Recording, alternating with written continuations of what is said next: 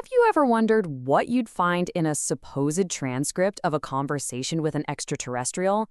Well, today, we're going to unpack exactly that. We're diving into a document that claims to be the 915th contact report between a man in Switzerland and a being from another world. Let's see what it's all about. So that's the opening line. The whole document is presented as a direct transcript of a conversation that supposedly happened on August 7th, 2025. The two speakers, Eduard, Billy Meier, and an entity he calls Quetzal. Now, before we go any further, I want to be really clear. The goal of this explainer is not to prove or disprove any of this. We are simply going to lay out what's inside this specific document. We'll look at its take on our world, its theories on psychology, and its pretty radical retelling of history, all based word for word on the text itself. To get our heads around this, here's how we're going to break it down. First, we'll touch on the contact report itself. Then we'll get into its view of a world on the brink, its ideas on the psychology of belief, its claims of a hidden history, and finally, something called the no-codomian teaching, which it offers as the solution.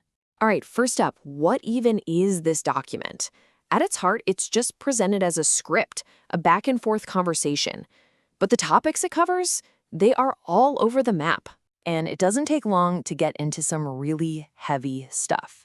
The report jumps almost immediately from greetings to a pretty grim picture of planet Earth, and it starts with some incredibly sharp political commentary. Yeah, the language here is wow. Incredibly forceful. It doesn't pull any punches, leveling these extremely serious accusations right at well-known world leaders. And just to be clear, this is a direct quote from the source material we're looking at. And the critique gets a lot broader from there. The text claims America's desire for global dominance, what it calls a hegemony craze, is the real cause of war worldwide. It accuses Germany of being complicit in Gaza because of weapons sales. It even calls out Meier's home country, Switzerland, for abandoning its neutrality. And it wraps up by saying other world leaders are basically cowards for not standing up to the U.S. But the report's critique isn't just about politics. It pivots pretty hard to the environment, and it drops this number on you, 47,000. According to a study that's cited in the text, this is how many microplastic particles children are inhaling every single day. And what's interesting here is that the text connects this modern-day crisis to a much earlier warning. It claims that Billy Meier, along with another being named Spoth, was already sounding the alarm about the dangers of artificial materials like plastics all the way back in 1947. Okay, so the report lays out all these massive global problems. But it doesn't just stop there. It actually offers a reason why it thinks these things keep happening. And that brings us to its analysis of human psychology, and specifically, the manipulation of belief. And the term it uses to explain how humanity is controlled is one you'll definitely recognize: gaslighting. It defines it as this deliberate process of making people question their own reality, which of course makes them much easier to manipulate. From there, the document breaks this manipulation down into three specific types of belief. The first is fiducialist, which it describes as trusting in an imaginary god and basically handing over your own personal responsibility. The second is intellectualist, which is just accepting so-called revealed truths that have no actual proof. And the third is performative belief, where it says speech is used to create a lie and make it seem true, something it points to in government messaging. And the scale of this, according to the analysis in the report, is just staggering. The text claims that a whopping 92% of the entire world's population is caught in one of these belief systems, leaving just a tiny 8% who are capable of what it calls independent, reality-based thought. All right, so after diagnosing the world's problems and what it sees as their psychological cause, the report takes a turn into what is by far its most controversial territory. It basically tries to rewrite the history of one of the planet's most influential figures. Yeah, the report goes there. It directly challenges the foundational stories of Christianity by asking a pretty huge question. What if the story you know about Jesus Christ isn't just wrong, but a deliberate lie. And the story it tells is, well, it's a complete rewrite. According to this text, his real name was Jemanuel. His biological father wasn't a divine being, but a Plejaren named Gawargel, which would make Joseph his stepfather.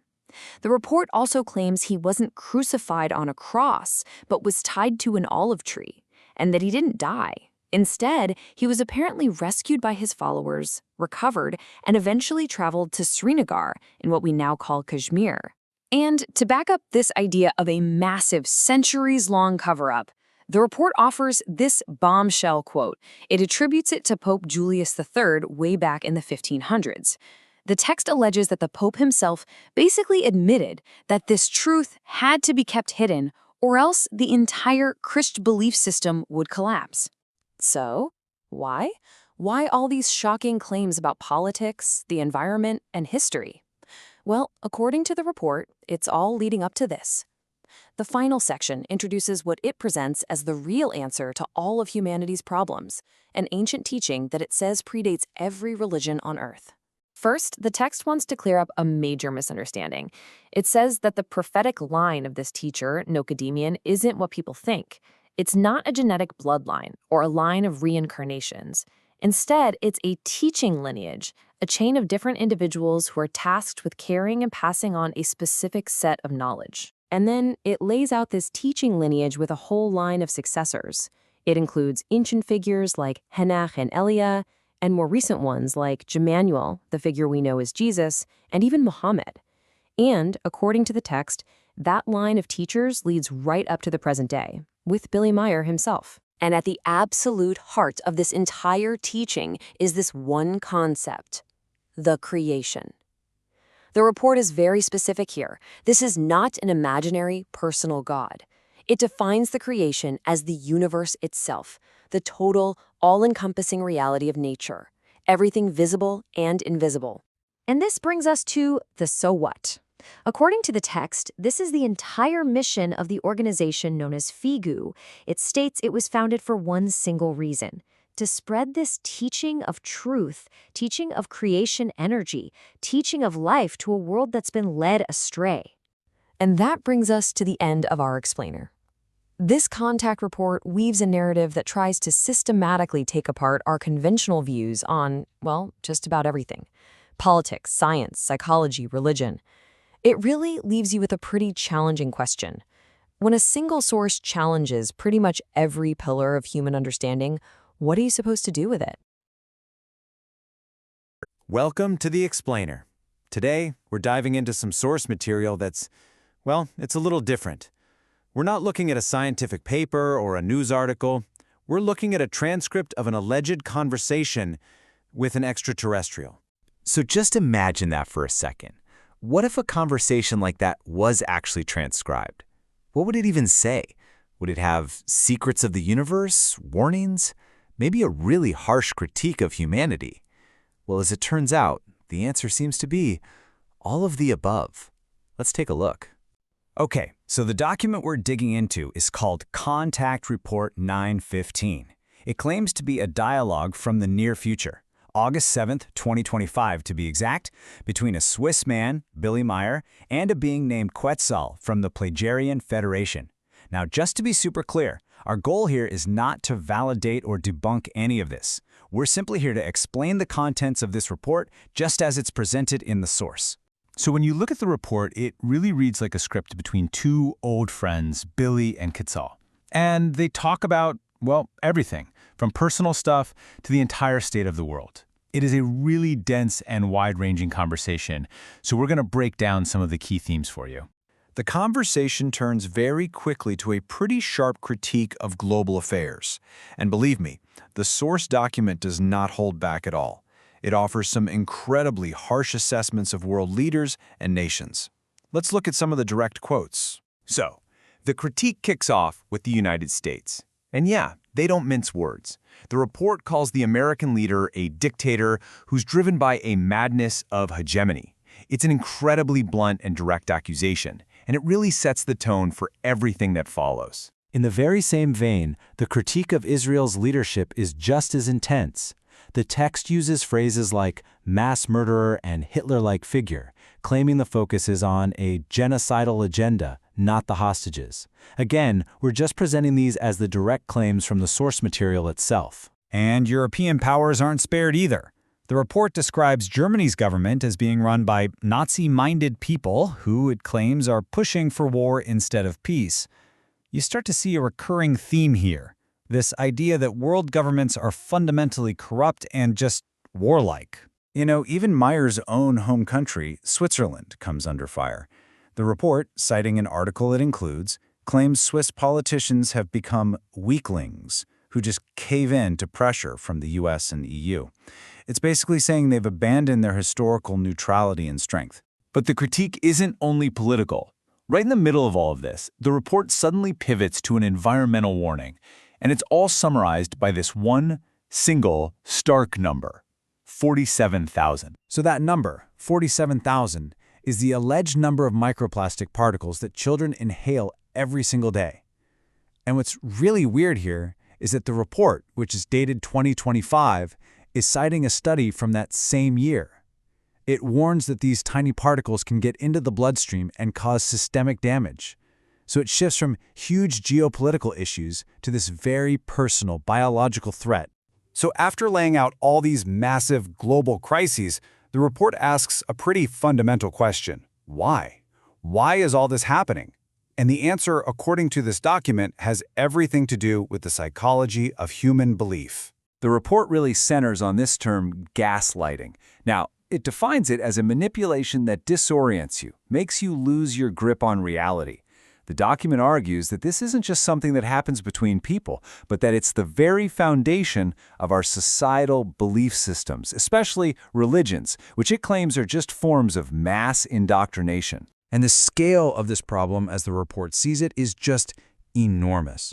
It claims that, based on Plejaren clarification, a staggering 92% of the world's population are believers, people who are operating not on their own independent thought, but on these indoctrinated belief systems. To explain this better, the report actually breaks down belief into 3 specific types. First, there's fiducialistic belief, which is personal trust in a God. Then there's intellectualistic belief. That's when you accept something as true just because it was revealed to you. And finally, performative belief, which is when what you say you believe doesn't actually match up with how you act. So after establishing this whole framework of belief versus truth, the document then applies it to history itself.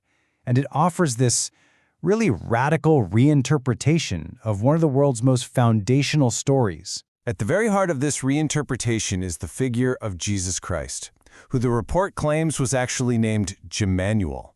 According to this document, he wasn't the son of God, but the son of a Plejaren man. And this is a big one, it claims he didn't actually die on the cross, but was rescued and eventually fled to Srinagar, India. This alternate history is all part of what the report calls the Nakadamidian lineage, and it's very careful to stress that this is not a bloodline. It's not about reincarnation. Instead, think of it as a lineage of teaching, a specific kind of knowledge passed down through a line of prophets, with Billy Meier presented as the most recent person in that line.